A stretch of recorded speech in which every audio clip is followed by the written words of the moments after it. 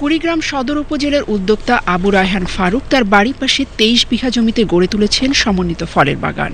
এই বাগানে রয়েছে শত শত জাতের আঙুর, মাল্টা, কমলা, আপেল, আম সহ দেশি বিদেশি বিভিন্ন ধরনের ফলের গাছ।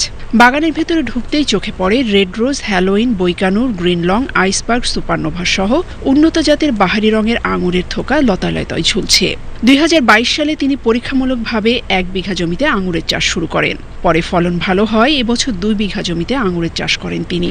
ইতোমধ্যে আঙুরের 40টিরও বেশি জাত থেকে ফলন পেতে শুরু করেছেন আবু রায়হান। ফলনও বেশ ভালো হয়। চলতি মৌসুমে আঙুর বিক্রি করেছেন 400 থেকে 500 টাকা কেজি দরে, আর আঙুরের চারা বিক্রি করেছেন প্রায় লক্ষাধিক টাকার। প্রথম বছরে আমি সন্তোষজনক ফলন পাই এবং এবছরও অনেকগুলো ফলন আসে।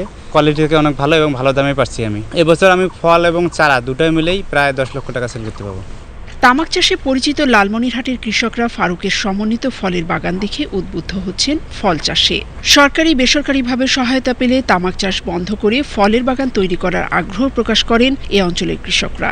আমার এলাকায় এরকম বাগান নাই, তামাকটা বন্ধ রাখে এরকম বাগান করতে পারি। সরকারি এবং বেসরকারি এনজিওর মাধ্যমে যদি আমরা সহযোগিতা পাই তাহলে আমরা উদ্বুদ্ধটা বেশি হবে। এসব আঙুরের রং ও স্বাদ বিদেশ থেকে আমদানি করা আঙুরের মতো হওয়ায় মিলছে সফলতাও। সরকারি বেসরকারিভাবে সহায়তা পেলে আমদানি নির্ভরতা কমার পাশাপাশি লাভবান হতে পারবেন দারিদ্র্যপীড়িত এই জনপদের কৃষকরা। কর্মসংস্থানের পাশাপাশি মিটবে ফলের চাহিদাও। ফার্ম দেখার জন্য আসছি, অভিজ্ঞতা নেওয়ার জন্য আসছি। ভবিষ্যতে আমরা এই ধরনের বাগান করার পরিকল্পনা আছে। আমি এমন বাগান যে আমার লাইফেও আমি দেখি নাই।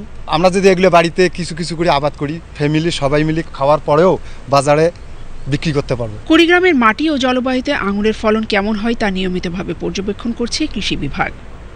Desk report, Bangladesh television.